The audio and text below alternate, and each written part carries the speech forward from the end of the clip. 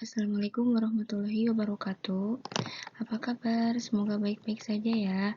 Jumpa lagi dengan Ibu di pembelajaran matematika wajib.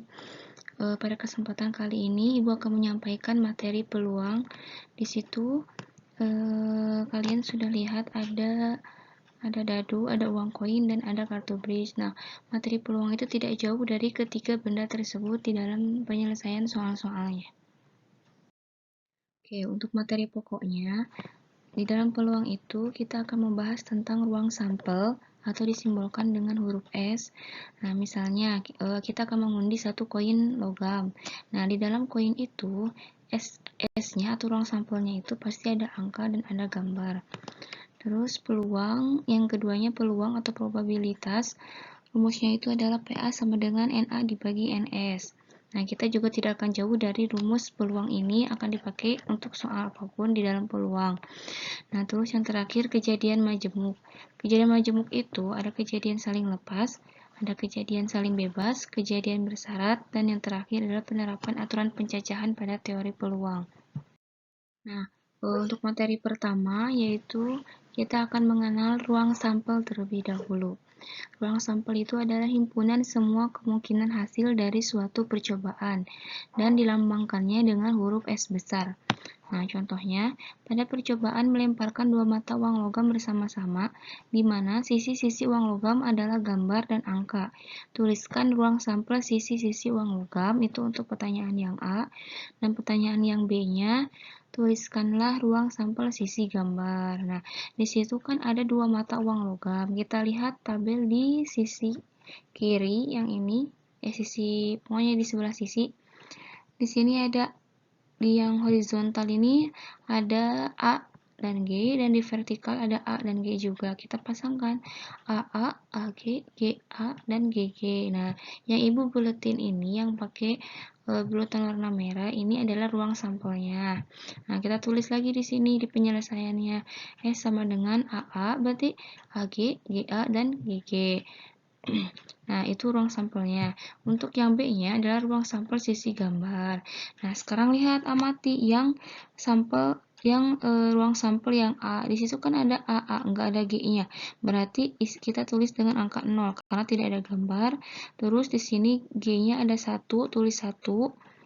Dan di GG ini yang terakhir G-nya ada 2, maka kita tulis 2. Itu adalah ruang sampel sisi gambarnya. Nah, contoh yang kedua, kalau tadi kita melempar 2 uang logam, sekarang kita pelemparan 3 uang logam yang dilempar secara bersama-sama. Di mana sisi uang logam adalah gambar dan angka seperti yang tadi sama ya. Tuliskan ruang sampel yang mungkin dari ruang sampel untuk sisi gambar. Nah, untuk penyelesaiannya, nah, tadi kan kita udah buat tabel tuh yang 2 uang koin logam. Ada AA, AG, GA, dan GG. Nah, kita bikin lagi tabel baru. Yang AA, GA, AG, dan GG tuliskan di bawah di yang horizontal. Sedangkan yang uang koin yang satu lagi kita tuliskan di posisi horizontal. Nah, kita pasangkan lagi. Jadi AAA, AAG, AGA, AGG, GAA, GAG, GGA, GGG.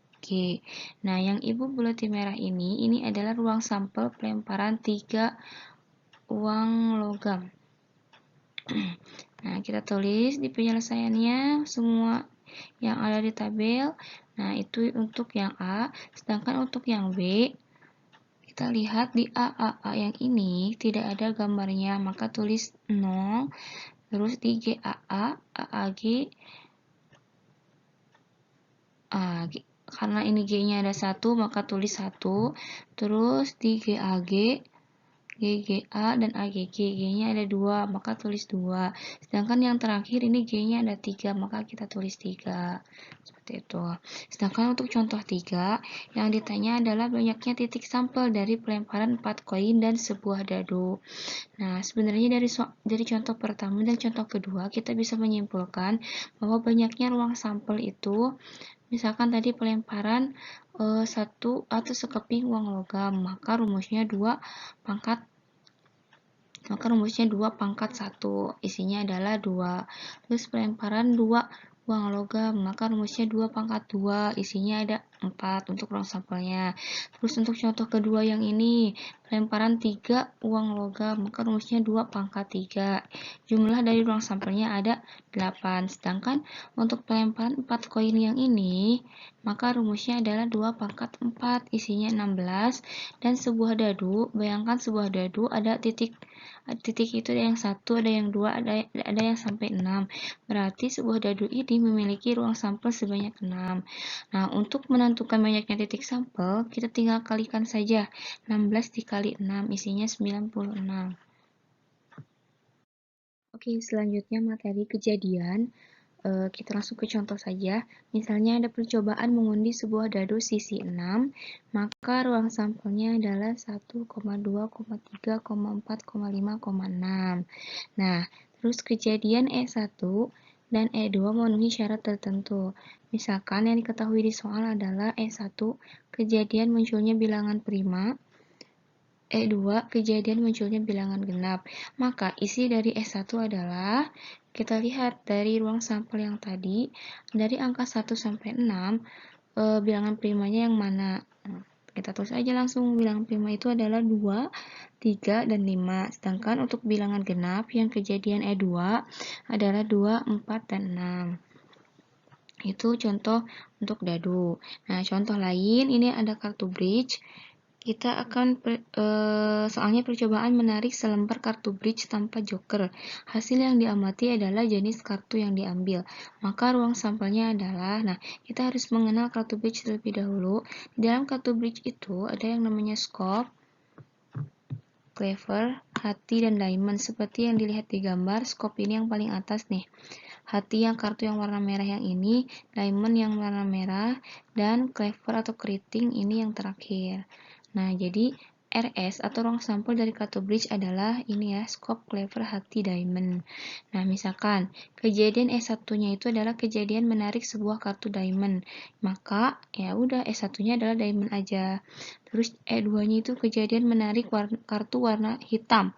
Maka E2-nya itu adalah, nah, yang warna hitam di sini yang mana? Yang warna hitam di sini adalah scope dan clever. Maka kita tulis di sini di E2-nya adalah scope, clever. Nah, misalkan ada lagi nih E3, kejadian menarik kartu warna merah.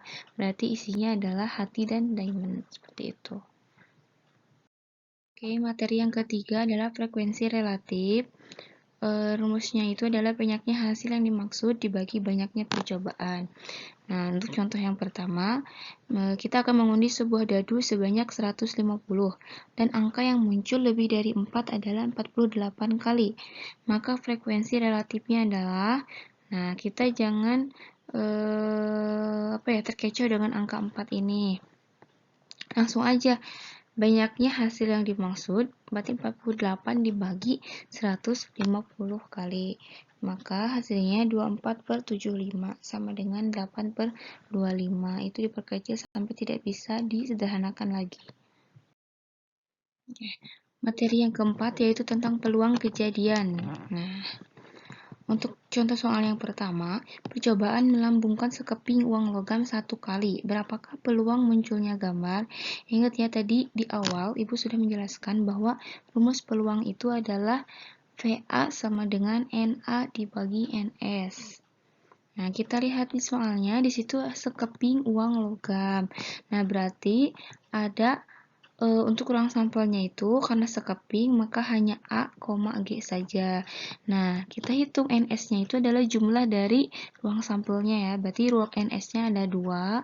Nah, terus B itu adalah kejadian munculnya gambar.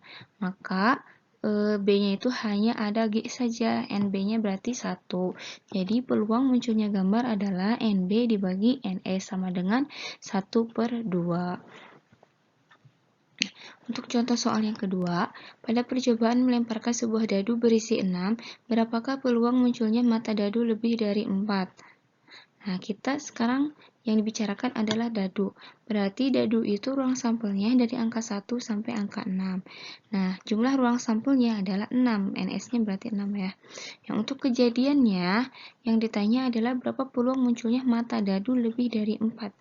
Nah, dari angka 1 sampai 6 ini, yang lebih dari 4 berarti hanya angka 5 sama angka 6. Tuliskan di E-nya, berarti 5,6, sehingga NE atau jumlah dari ruang sampel E adalah 2.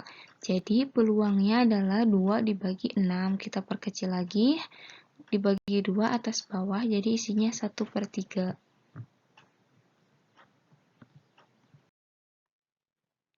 Oke, contoh soal lain ya. Kalau tadi kita pelemparan sebuah dadu, sekarang sebuah dadu berisi 6 dilemparkannya 2 kali, kalau tadi dilemparkan sekali. Tentukan peluang munculnya mata dadu yang sama, yang B-nya peluang munculnya kedua mata dadu berjumlah 4. Nah, ingat jika sebuah dadu dilemparkan 2 kali, maka kita harus membuat tabel terlebih dahulu. Nah, untuk dadu yang pertama, ini yang horizontal, kita tulis dari angka 1 sampai angka 6. Untuk dadu yang kedua, ini posisinya yang vertikal, tulis juga angka 1 sampai 6. Kita pasangkan seperti ini, 1,1, 2,1, dan lain sebagainya. Pokoknya yang Ibu buletin ini yang warna merah, ini adalah ruang sampel dari pelemparan dari dadu yang dilemparkan 2 kali. Nah, sekarang kita fokus ke pertanyaannya dulu. Untuk yang A itu kan kejadiannya munculnya mata dadu yang sama. Maka kita lihat mata dadu yang samanya yang mana. Nah, lihat garis yang berwarna biru. Nah, di sini ada 1,1, 2,2, sampai 6,6. Berarti ini adalah ruang sampel dari kejadian yang A. Hitung ada berapa. Nah, ini dihitung 1,1 sampai 6,6 itu ada 6, berarti NA-nya adalah 6. Sehingga peluangnya adalah 6 dibagi 36, diperkecil jadi 1/6, dibagi 6 atas bawah ya. Nah, untuk yang B, peluang munculnya kedua mata dadu berjumlah 7. Nah, contoh, misalkan ini ada 1,1, berarti 1 tambah 1 kan 2, berarti bukan. Cari yang jumlahnya 7. Nah, seperti yang Ibu garis bawahi, yang Ibu garisin pakai warna coklat, di sini ada 1,6 sampai 6,1. 1 tambah 6, 7 kan? 2 tambah 5, 7, dan seterusnya. Berarti kejadian yang E itu adalah 1,6, 2,5, 3,4, 4,3, 5,2, dan 6,1. Semuanya ini kalau dijumlahin ada 6, berarti untuk peluangnya 6/36 sama dengan 1/6. Oke, contoh yang lain. Sebuah kantong berisi 2 bola berwarna merah disimbolkan dengan huruf M besar, 5 bola berwarna putih, huruf P, dan 3 bola berwarna biru, huruf B. Dari dalam kantong diambil secara acak 1 bola. Hitunglah peluang bahwa yang terambil itu bola berwarna biru, itu untuk yang A, dan yang B-nya yang terambil bola berwarna putih. Nah, kita tuliskan dulu ruang sampel dari semuanya. Nah, kenapa Ibu ditulis di situ M1 dan M2? Karena di situ ada 2 bola berwarna merah, berarti tulisnya M1 sama M2, 5 bola berwarna putih, tulis dari P1 sampai P5, dan 3 bola berwarna biru, tulis dengan B1 sampai B3. Nah, semuanya itu ada 10, maka NS-nya adalah 10. Nah, untuk yang A itu kejadiannya terambil bola berwarna biru. Berarti NE-nya adalah warna biru ada berapa? Ada 3, berarti NE-nya 3, sehingga peluangnya adalah 3/10. 10 itu dari NS-nya. Nah, untuk yang B, kejadiannya adalah terambilnya bola berwarna putih. Maka di sini Na-nya 5, karena bola putih yang diketahui itu jumlahnya ada 5. Maka peluangnya adalah 5 dibagi 10 sama dengan 1/2. Ini bisa diperkecil lagi. Oke, contoh soal selanjutnya. Ada 2 huruf dipilih secara acak dari kata Ambon. Hitunglah peluang bahwa 2 huruf terpilih tersebut termasuk huruf O. Nah, sama dengan soal-soal yang lain, tetap kita harus menuliskan dulu sampelnya, karena di situ 2 huruf terpilih. Maka kita harus menulis dulu ruang sampelnya, ini AM, AB, AO, AN, MB, MO, MN, BO, BN, dan yang terakhir adalah ON. NS-nya itu semuanya ada 10 setelah huruf ini dipasang-pasangkan. Nah, terus untuk karena pertanyaannya adalah huruf yang hanya huruf O aja, ada berarti kejadiannya terpilih dua huruf yang salah satunya huruf O. Nah, berarti kejadiannya kita cari yang ada O-nya itu yang mana? Berarti AO, MO, BO, dan ON. Nah, berarti NE-nya di sini ada 4 yang ada huruf O-nya. Sehingga peluangnya adalah 4 dibagi banyaknya ruang sampel semua.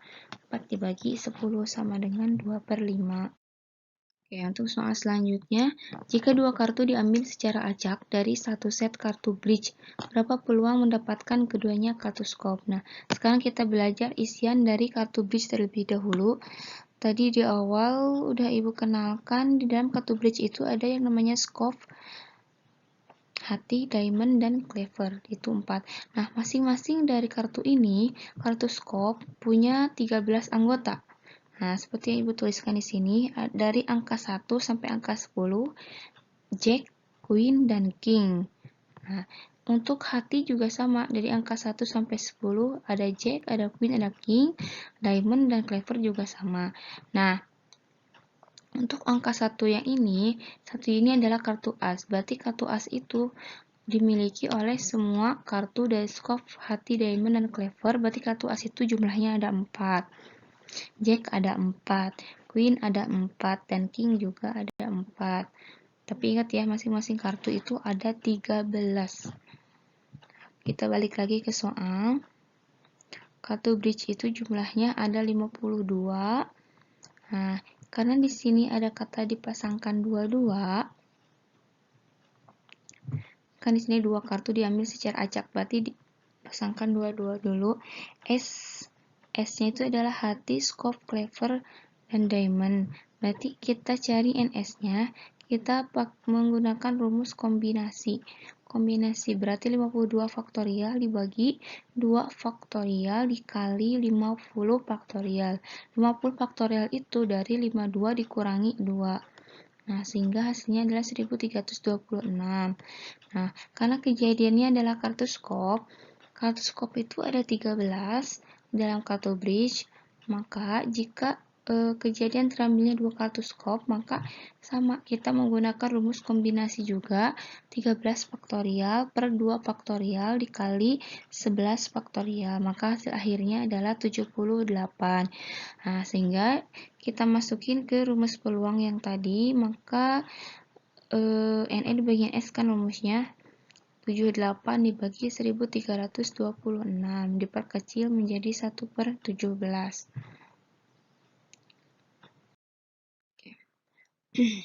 Dalam sebuah kantong hanya berisi permen rasa jeruk. Jika diambil sebuah permen, berapakah peluang untuk mendapatkan permen rasa jeruk dan permen rasa durian? Nah, sekarang kita kerjain yang A dulu. Tetap kita harus memasukkan ruang sampelnya dulu. Di sini ruang sampelnya adalah semua permen rasa jeruk. Semuanya permen rasa jeruk ya. Berarti karena di sini tidak diketahui jumlahnya, maka NS-nya dimisalkan dengan variabel X. Terus yang A atau kejadian A adalah berapakah peluang untuk mendapatkan permen rasa jeruk? Nah, berarti A-nya terambil semua permen rasa jeruk. Berarti samakan X seperti NS. Nah, sehingga peluangnya adalah X dibagi X sama dengan 1. Nah, untuk yang B, peluang untuk mendapatkan permen rasa durian. Karena di ruang sampelnya itu hanya ada permen rasa jeruk, maka peluang untuk maka jumlah atau NE untuk permen rasa durian adalah 0. Sehingga peluangnya adalah 0 dibagi X sama dengan 0. Ya, selanjutnya materi kisaran nilai peluang. Kita masih bermain dengan dadu ya. Pada percobaan melempar dua dadu bersama-sama, berapakah peluang mendapatkan jumlah kedua mata dadu 9? Itu yang A, yang B jumlah kedua mata dadu 6. Nah, kita perhatikan lagi tabel yang di bawah. Di situ ada dadu ke-1 yang urutannya vertikal dan dadu kedua horizontal dipasangkan seperti contoh yang sebelumnya. Nah, kita cari tuh jumlah kedua mata dadunya 9 yang mana? Nah, itu Ibu udah digarisin yang warna merah. Tuh ada 6,3, 5,4, 4,5, 3,6. Nah, itu berarti kejadian yang A. Kalau untuk rang sampelnya atau jumlah NS-nya sama ya, 36. Jadi yang A itu adalah jumlah mata dadu 9, maka NA-nya ada 4. Dari 6,3 sampai 3,6. 6 tambah 3, 9 kan? 5 tambah 4, 9. Maka peluangnya adalah NA dibagi NS, 4/36 diperkecil jadi 1/9. Nah, untuk yang B itu kejadiannya adalah jumlah mata dadu 6. Berarti kita nemu yang digarisin warna hijau ada 5,1, 4,2, 3,3 sampai 1,5. Nah, NA-nya berarti ada 5. Sehingga peluangnya adalah 5/36. Nah, oke, kita sudah memasuki materi terakhir pada pertemuan hari ini, yaitu tentang frekuensi harapan. Nah, dalam sejumlah percobaan, frekuensi harapan dari suatu kejadian itu sama dengan peluang kejadian dikalikan dengan banyaknya percobaan. Berarti rumusnya adalah VE dikali N. Nah, P itu peluang kejadian E. Sekeping uang logam dilemparkan 30 kali, maka frekuensi harapan munculnya gambar adalah. Nah, sebelum kita mencari frekuensinya, berarti kita harus mencari peluang dari sekeping uang logam itu. Ingat sekeping uang logam itu NS-nya adalah 2, sedangkan harapan muncul gambar, berarti gambarnya adalah 1, sehingga peluangnya adalah 1/2. Nah, karena dilemparkannya sebanyak 30 kali, maka dikalikannya dengan 30. Setengah kali 30 sama dengan 15. Berarti hasilnya adalah 15 kali. Untuk yang kedua, sebuah dadu dilemparkan sebanyak 180 kali, maka frekuensi harapan munculnya mata dadu 5 adalah, ingat NS dari sebuah dadu adalah 1,2,3,4,5,6, berarti NS-nya adalah 6. Nah, sedangkan kejadiannya adalah munculnya mata dadu 5. 5 itu berarti A-nya ada 1, sehingga peluangnya 1/6 dikalikan dengan banyaknya pelemparan 180, sehingga 1/6 dikali 180 adalah 30. Nah, untuk soal yang terakhir, diketahui peluang seseorang menembak tepat sasaran adalah 1/5. Jika penembak itu menembak 150 kali tembakan, berapakah banyaknya tembakan yang diharapkan mengenai sasaran? Nah, dari soal ini kita tidak mencari sendiri peluangnya karena sudah diketahui di situ, yaitu 1/5. Maka tinggal dikalikan saja. 1/5 dikali 150 sama dengan 30 kali. Nah,